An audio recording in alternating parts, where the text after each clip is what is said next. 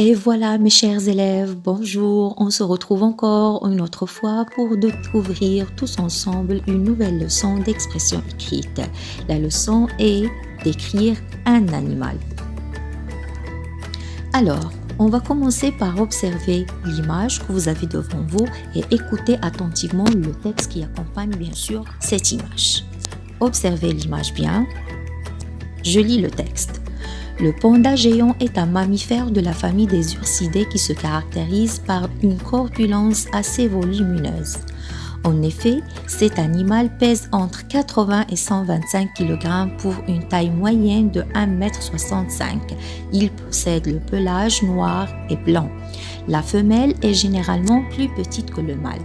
Le panda possède 6 doigts dont un faux pouce. Ce doigt lui permet d'attraper les tiges de bambou.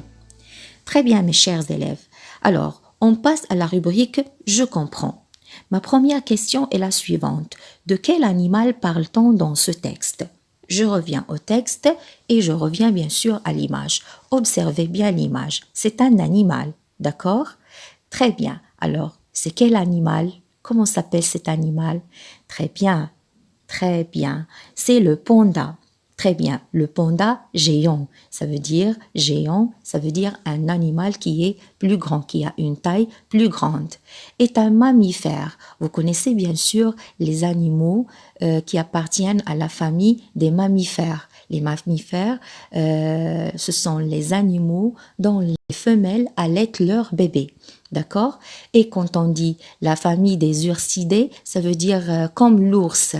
Ce sont des mammifères ursidés, de la famille Hirsuidés. Ça veut dire qu'ils ont une grande taille.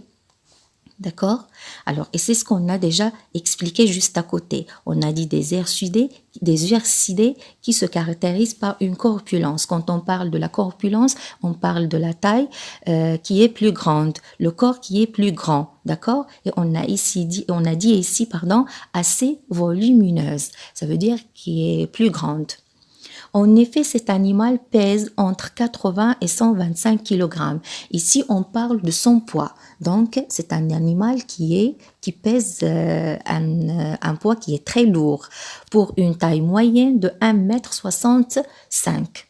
Sa taille moyenne, il peut être 1,65 m. Il possède le pelage noir et blanc. Alors, quand on parle du pelage, on parle de sa peau qui est poilue, d'accord? Elle est en noir et blanc, comme vous voyez dans l'image. La femelle est généralement plus petite que le mâle. Ici, on montre la différence entre le mâle et la femelle du panda. Donc, le mâle est toujours grand et la femelle, elle a une petite taille. Le panda possède 6 doigts. Quand on parle de 6 doigts ici, on caractérise ou bien on parle de ses organes, dont un faux pouce. Il a un pouce qui est... Alors, ce doigt, le faux pouce de quoi on parle, ce doigt lui permet d'attraper les tiges de bambou. Et quand on parle des bambous, on parle de la nourriture de cet animal. Comme vous voyez dans le texte, on a écrit quelques mots en rouge. Très bien. Alors, le premier mot, c'est géant. Alors, est-ce que vous pouvez me dire quelle est sa nature? Quand on dit le panda, géant. Très bien, géant, c'est un adjectif qualificatif. Il y a aussi volumineuse, aussi bien, c'est un adjectif. Alors, je saute 80 et 125 kg et je passe à moyenne. C'est un adjectif. Noir et blanc aussi, c'est un adjectif de couleur. D'accord? Si je reviens aux 80 et 125 kg, on a déjà parlé de ça, c'est du poids. Donc, on a donné ici des mesures, ce qui concerne le poids et la taille. D'accord? 1,65 m. Et quand on a parlé de 6 doigts, on a parlé, comme j'ai déjà cité, de ses organes. Très bien. Ma question est la suivante. À quoi servent ces mots rouges? À quoi servent ces mots rouges? La réponse est la suivante. Ces mots servent à décrire un animal. Alors ici, on décrit comme vous l'avez déjà observé, on décrit le panda, d'accord? Ces mots servent à décrire un animal et la plupart d'eux, ça veut dire de ces mots, sont des adjectifs, d'accord? Très bien. On passe maintenant à la rubrique « Je produis ». Vous avez devant vous une image, quand vous voyez de quoi? Très bien, c'est un animal. Est-ce que vous connaissez comment s'appelle cet animal? Oui, qui peut me le dire? Très bien, c'est un manchot. Très bien. Alors, il ressemble à quel animal? Il appartient à quelle famille? Oui, très bien. C'est comme le pingouin. Très bien. Il y a une certaine ressemblance entre le manchot et le pingouin. Très bien.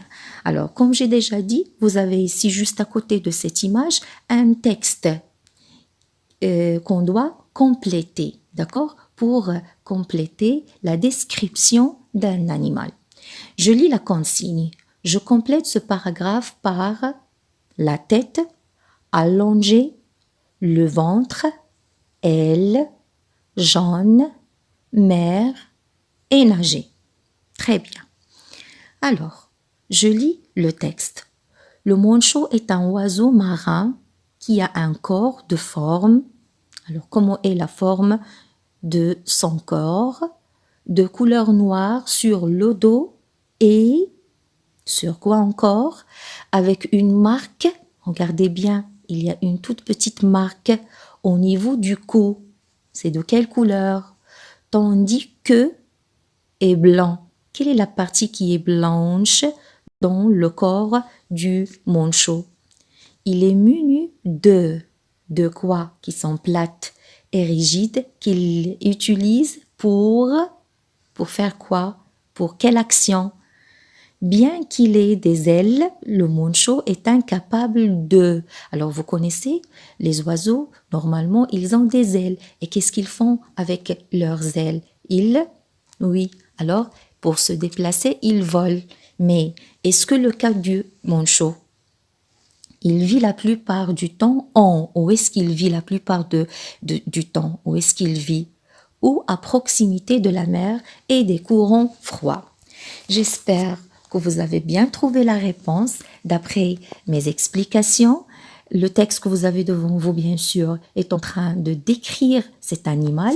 On a parlé de sa forme, on a parlé de ses organes, on a parlé de la couleur, de quelques marques qui caractérisent quelques parties de son corps.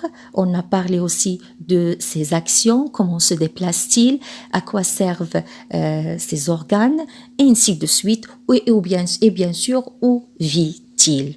D'accord? Alors, bien sûr, tout ça, c'est pour décrire un animal. Quand on décrit un animal, comme vous avez déjà observé dans le premier texte du panda, alors on a parlé de ses caractères comme un animal des ursidés, et ainsi de suite, un animal mammifère. On a parlé de sa taille, on a parlé de ses organes, on a parlé de sa nourriture. Et si bien on parle du manchot, ou on parle, il appartient à quel type, si on peut le dire, d'animaux, c'est un oiseau.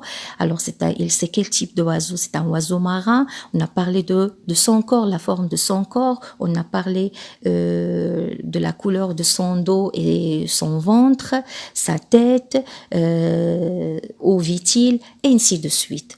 Donc, ce sont des parties ou bien ce sont des principes qu'on doit les respecter pendant la description d'un animal.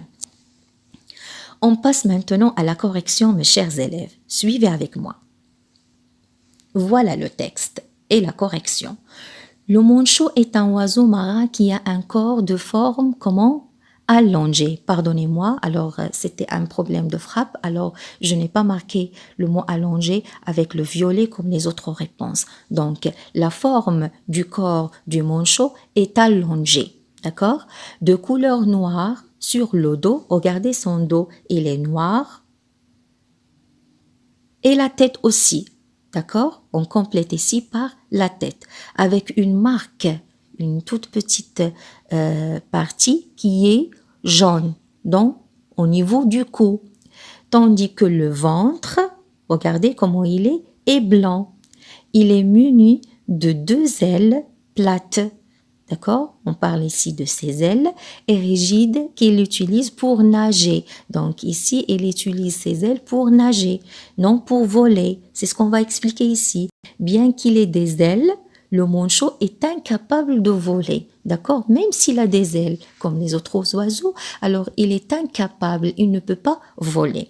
Il vit la plupart du temps en mer. Donc son entourage ou bien la place où ou bien le lieu où peut vit-il, c'est dans la mer ou à proximité de la mer des courants froids. J'espère que vous avez bien compris le texte. J'espère que vous avez bien compris pourquoi on a utilisé chaque mot dans chaque place, ainsi de suite. Donc, on passe maintenant à la rubrique « Je retiens ». Pour décrire un animal, on peut décrire son physique. Et quand on parle de son physique, ça veut dire sa taille, son poids, son pelage, sa corpulence et sa couleur, ainsi de suite. On peut parler aussi ou bien on peut décrire son lieu de vie, ça veut dire où est-ce qu'il peut vivre. La forêt, l'étang, les champs, le désert, la mer, la montagne, etc. Ces actions, quand on parle de ces actions, ça veut dire comment se déplace-t-il. C'est comme le cas du manchon qu'on a vu tout de suite. Donc, il nage pour se déplacer, même s'il a des ailes, il ne peut pas voler, mais il nage. Donc, ses actions, son action, c'est nager. Il y en a des animaux qui peuvent ramper, ou bien marcher, ou bien sauter, ou bien nager, ou voler. Très bien.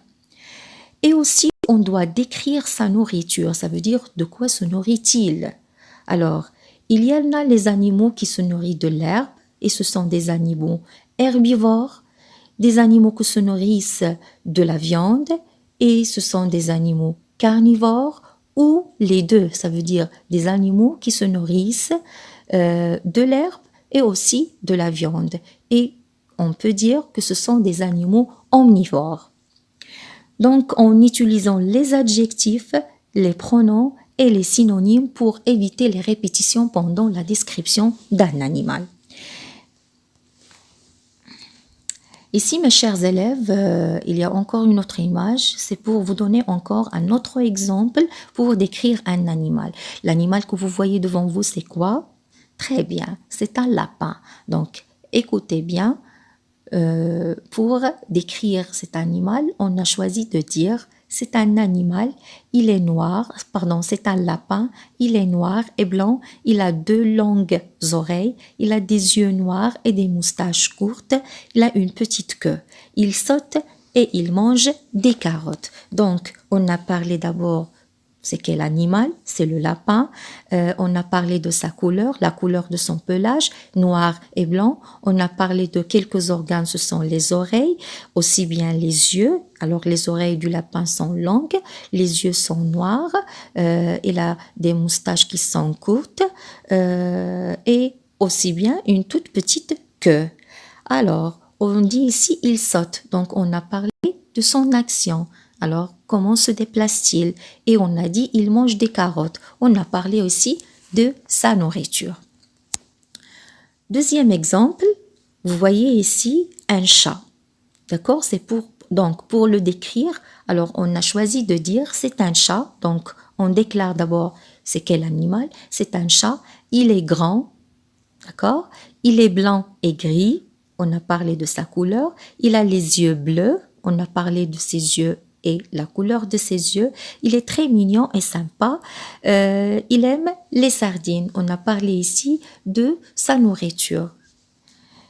Alors, mes chers élèves, j'espère, mes petits anges, que vous avez bien compris la leçon d'aujourd'hui, que vous avez bien appris les principes qu'on doit les respecter pendant la description d'un animal. Et voilà, merci de votre attention et à bientôt. C'était bien sûr d'après Madame Hayat Wadif, enseignante au groupe scolaire Rayhana. On se retrouvera Inch'Allah encore pour apprendre des nouvelles leçons. Au revoir.